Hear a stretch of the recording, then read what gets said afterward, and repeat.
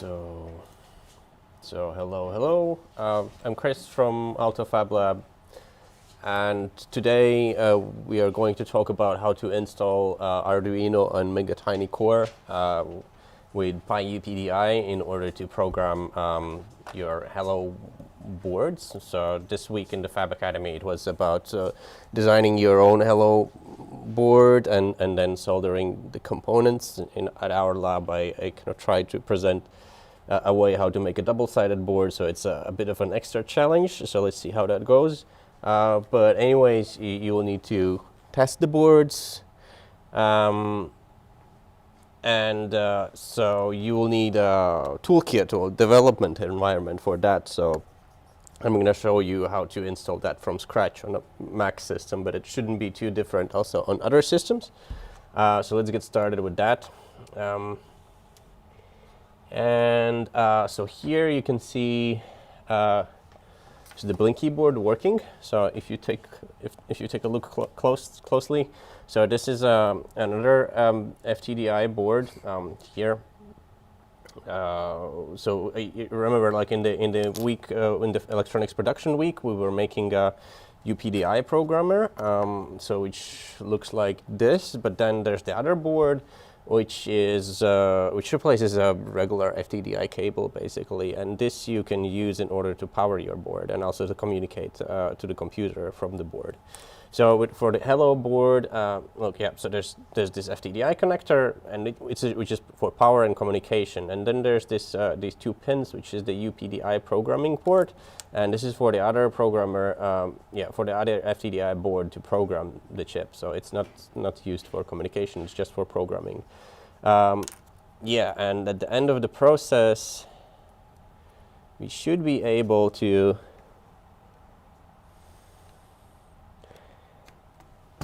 connect it like this, and then connect the other programmer and use it for programming the board.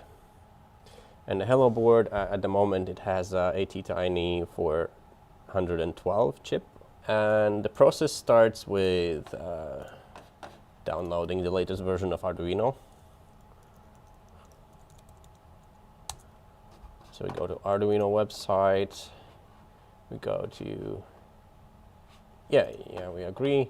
Software downloads, and no, we don't want to use the web editor. No, because we need to install some custom things locally. So in here we download the Mac OS version. We just download at the moment. So in Mac, you just put it in the applications folder. I'm gonna close all of these for now.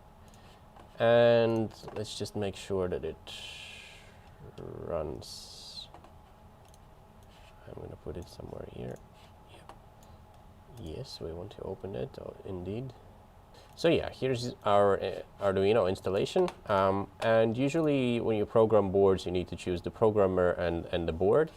And in the default Arduino installation, we do not have any ATtiny chips over here, so this is why we need to install an add-on, and this add-on is called the megaTinyCore. And in order to install that, let's open another website and let's look for it. And when you use Google or any other search engine, then you should be able to find this repository. So pens.conf megaTinyCore, and there's also installation instructions, but basically what do we need to do? We need to clone or download. So we go to installation instructions. Yeah, this was a bit different, sorry. And so we need to add a new boards manager URL, which is this one. And as you see in the instructions, so you can access this by going to Arduino preferences. And here you will see a field, additional boards manager URLs. This is where you need to paste that link. And hit OK. And then when you go to Tools, Board, and Boards Manager,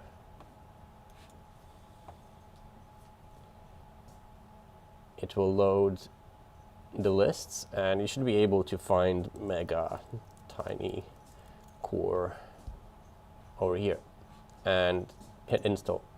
We don't have this one. Yeah, so you can use a regular FTDI cable instead of this one. So we have a few of those, but make sure that you use the 5-volt ones, because the chip itself, it works on 5 volts. So the board is designed so that it works on 5 volts. And yeah, it's not going to work with the 3.3 volts. 3.3 volts is not going to be enough power for it. So make sure that you select the 5-volt FTDI cable, and you can use this instead of this. But you can also just ask and borrow this one from me. So there isn't any board? There is. I can show you the repository. So if you go to GitLab, not GitHub, but GitLab, and you look for Auto Fab Lab repository, Auto Fab Lab account, and on the account, you'll be able to find this board. Okay. And you can mill it yourself. Okay, so still installing? Like, what is that? So yeah, I can show you where, basically, meanwhile. So if you go to gitlab.com, or like just gitlab.com and /AutoFabLab. So here are the projects. There's the USB FTDI programmer. This one, yeah. So here are all the files, so you can mill it yourself or improve. So the KiCad files are also here. There's a simpler version. If you go to fabacademy.org and then you go to Content 2020, Schedule, and then you go to Embedded Programming. I think that the board was, yeah, here you go. So this is the board.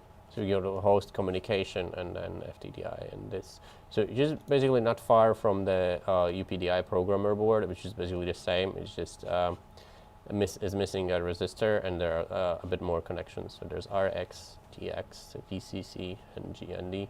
But this one doesn't have an LED. Yeah, this doesn't have the LED. But so for milling, probably if you just need to get it working, then this could be easier. Just get these and start milling, so it's pretty much tested. Just make sure that you are using a 0.3mm bit here in order to separate the traces over here. Okay. So this is the small chip. So now, let's see. Yeah, it's ready. So it's installed, and we can continue. So if we close the board manager, so if we go to Tools and now Board, then you see that these all these ATtiny chips have become available. So we can click on the ATtiny 412. So that's the one that we are using, the small chip. And we don't really need to worry about a programmer here. What we are going to do, so yeah, make sure that, yes, so that ATtiny 412, it has the 20 megahertz clock inside. And we need to select the architecture, so the chip here. What we are going to do instead, we are going to use the Arduino IDE to compile it, and then another tool, which is called the pyupdi, in order to upload it to the board. But in order to be able to find the compiled files, we'll need to edit a configuration file, so which we can find by going to Arduino preferences, and then here there should be a link to the preferences file. So if we click on that, it's going to open this, and we can edit this when Arduino is closed. So we should close Arduino, like really quit it, and then we go to preferences, and what we need to add is build dot, it's capitalizing, build path, and set it to what your home directory is, and then if you open terminal and if you type cd and then pwd or print working directory, you'll see that this is your home directory. So, and it's not just home directory, but it's where your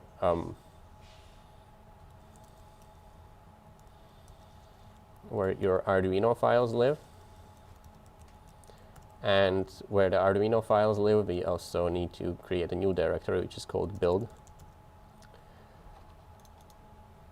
And we can save this and close it. And then if you go to CD, Documents, Arduino, so you see there's a folder for libraries. We need to make a build directory. So we can do it also just by going to Documents, Arduino, yeah, and here it is, the build directory. So now we can start up Arduino again. Here we go. And we should use some example code. And if you go to fabacademy.org, go to Content, 2020, Schedule, and Electronics Design. And then the Echo Hello World board. So there's the Hello T412 Blink or Echo. So you can use any of those if you are more, if you want to get faster with programming, then you can try the Echo board. So it's going to, and kind of to try to send messages to the board and then get it back on the computer. So let's try the Blink first. And there's the Blinkino. Like so, and we can paste it in here. And we are going to edit out some parts. So, delete everything that is related to Arduino and leave the pure, like the raw stuff, not the digital writes and all of that, because it's going to add a lot of things to the final code. We just want basically this, which is the same as digital write high and digital write low. We're just going to add a delay in between. So let's say 200 milliseconds. After that, also delay 200 milliseconds, like so. And we should be able to just compile it. Now, first we are going to save it. So 412 Blink. Maybe I'll add the T in front of it. Okay, it's done compiling. Oh, beautiful. And if we go here to Documents, Arduino build, we'll see that there's this T412 Blink Eno hex. And this is the file that we actually need to upload to the board, that we need to flash to the chip. So how do we do it? We need to look for pyupdi. And so this is the Git repository on GitHub. And so if you have Git, then yeah, since you know Git already, then you can clone it, but we can also just download it as a zip file. And I'm going to put it in the Documents folder and rename it so that it doesn't contain this master. And when I go to terminal,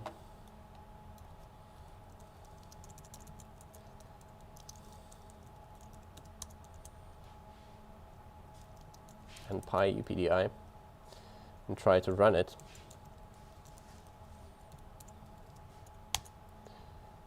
yeah, it's gonna tell me that Python 3 is not there. So if you have Python 3, no worries, but in my case I will need to install it, and the best way is to use brew.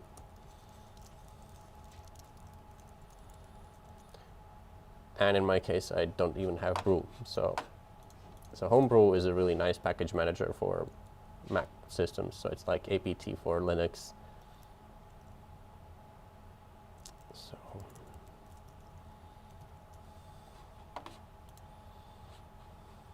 in order to install it, I need this. probably, okay.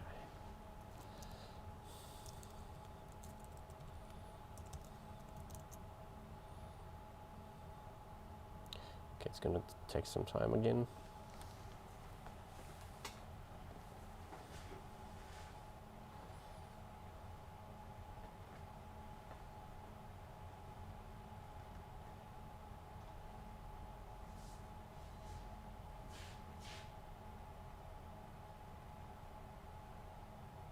Just want to make sure that I still have sound.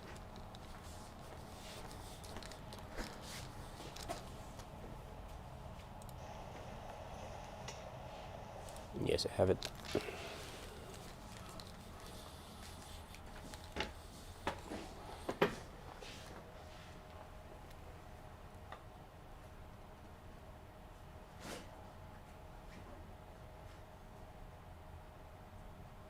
Okay, you see, like, it's downloading all kinds of these command line tools for Mac OS. But since you have, 1 gigabit up and 1 gigabit download, so it installing takes longer than downloading the stuff. Are most of the electronic components in the package 1206? So these are just bigger. So this is the size probably that Neil chose in order so that you could actually see them. Okay. So there are, you could use, but most of the packages like resistors and capacitors and In FabLab. LEDs in FabLab, it's 1206. But if you're adventurous, then you can go for smaller sizes as well. It's harder to solder. Yeah, totally. So if you would go for the reflow stuff, then you would choose the smaller components.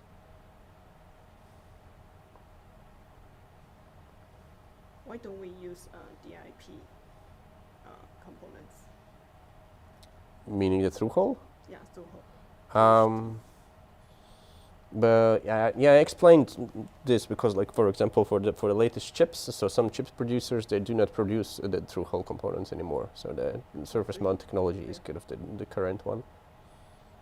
And they just do not bother. So it's extra resource, extra expense for them to produce another version with a through hole.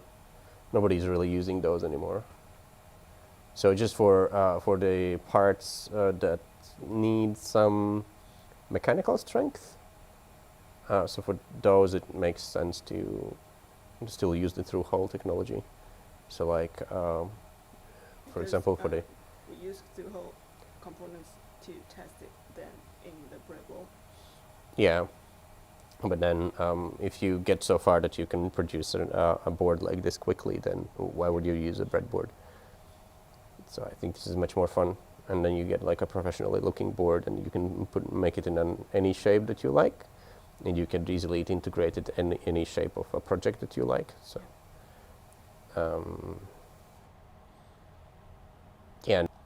so now we have Brew, and we can install Python 3.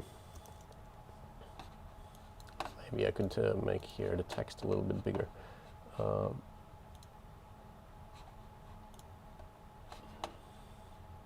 Instead of 11, let's use 17.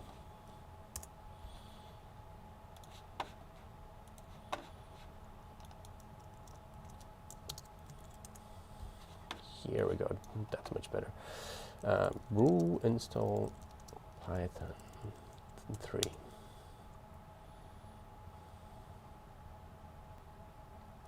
So as you know, Python 2 ceased to exist at the beginning of this year. So whenever you see Python 2, run away from it. Always install Python 3. And I mean, if I would use Brew in order to install Python, it would automatically install Python 3. But this is more like a habit. Maybe next year I'm gonna drop it. And then you can validate that you installed it by typing Python 3 -- like -- version, and it should output you the version of Python. which is 3.7.6 at the moment. And in order to install package manager for Python, pip3, you need to run brew post install Python 3, and it's going to install pip.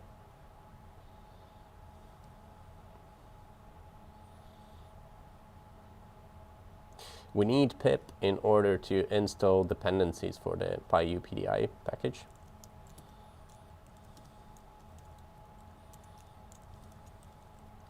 Goes look now. So here we have the pyupdi script, and we are going to try to launch it now. And you see there's no module named serial. But there's a requirements text file. So in this requirements text file, usually in Python solutions, is where the dependencies live, like a list of dependencies live. You can use cat in order to see what are these dependencies, and there are 3. So it's Intel hex and pylint and pyserial. In order to install all of those together, use pip3 install -r requirements. It's going to install all of those.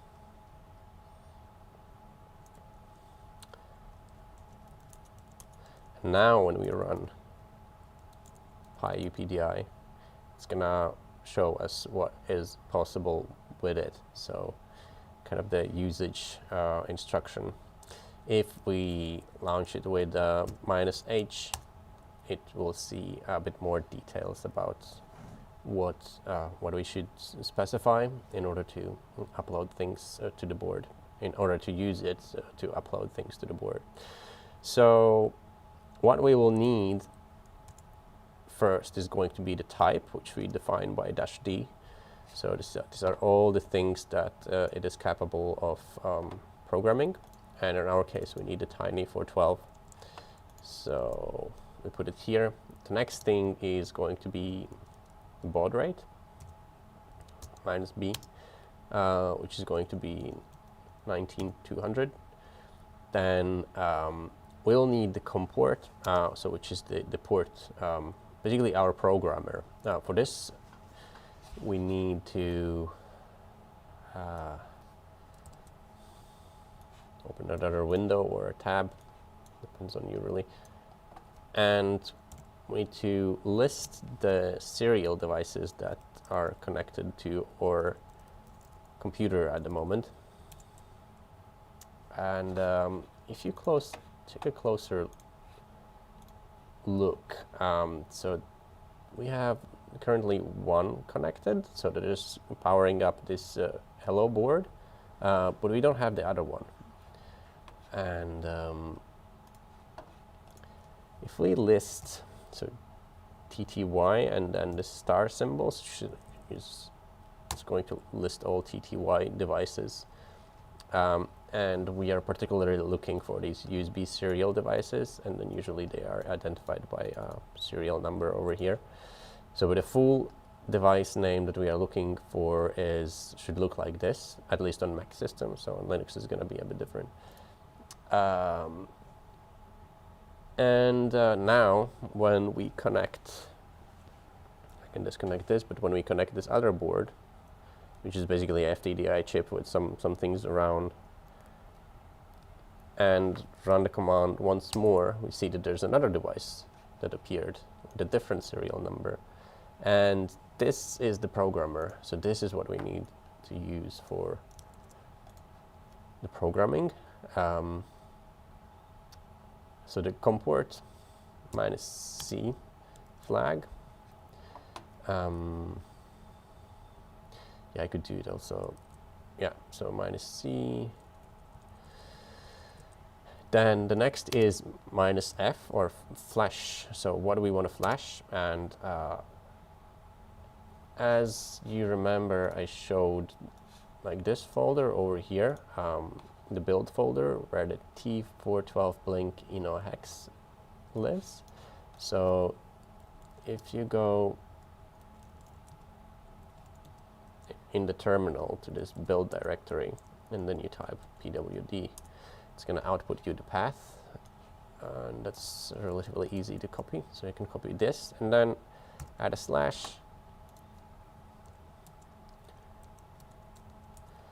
and then we can just copy this file name over here, add this, and that's pretty much it. So we could also add a -v in order to make it verbose, and I'm going to hit Control A to go to the beginning, and maybe do a trick with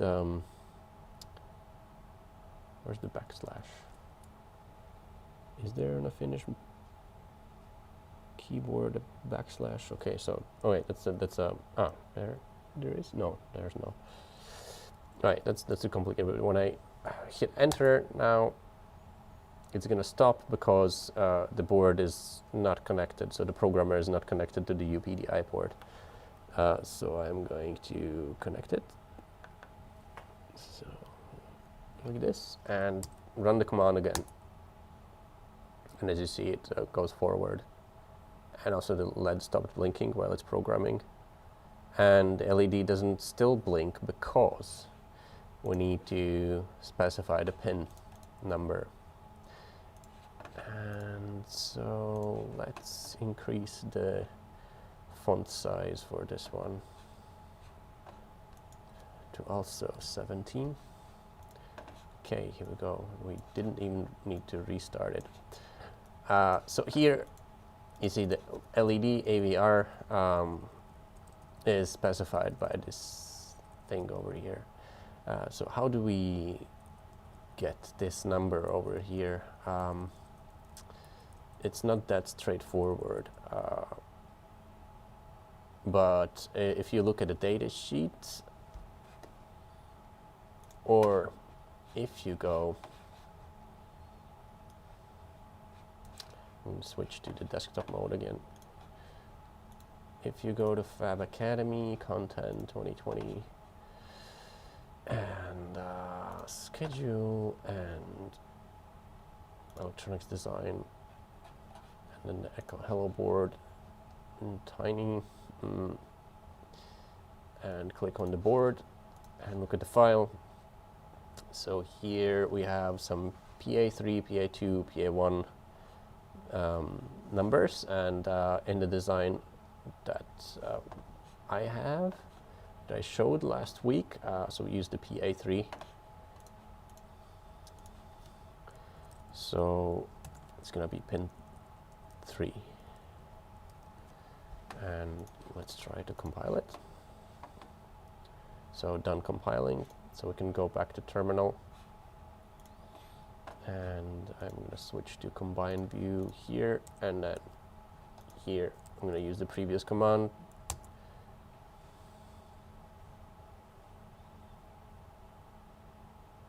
Yeah, now it blinks. And in order to change the blink rate, we can change the code over here. So to, let's say 50. Save it, compile it, and then in the terminal, launch the command again.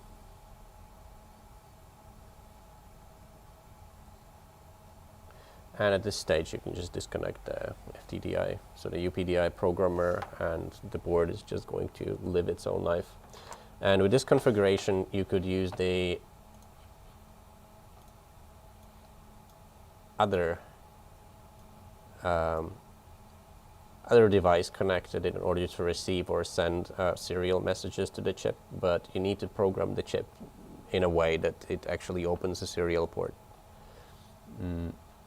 So, but that I'm going to cover in another video. So, and that's about it. How many IOs does ATtiny 412 have? So altogether 6, yes. I'm not sure. Some have already connected to FTDI. Yeah, to the UPDI and all of that. So here there's one LED connected, and In our case, there's one button connected, so you can use 5. But if you need more pins, then try to use a chip with more GPIOs, and like this ATtiny 1614. That's a good one. I think I have a hello board for that as well. If we go to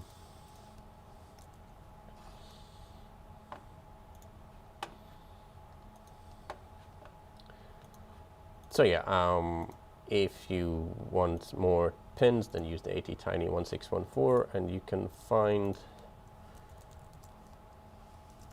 a version of that one.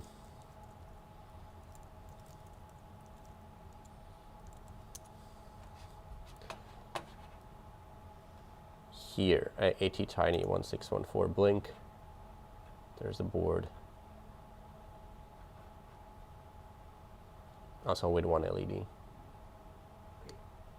Thanks for watching, and see you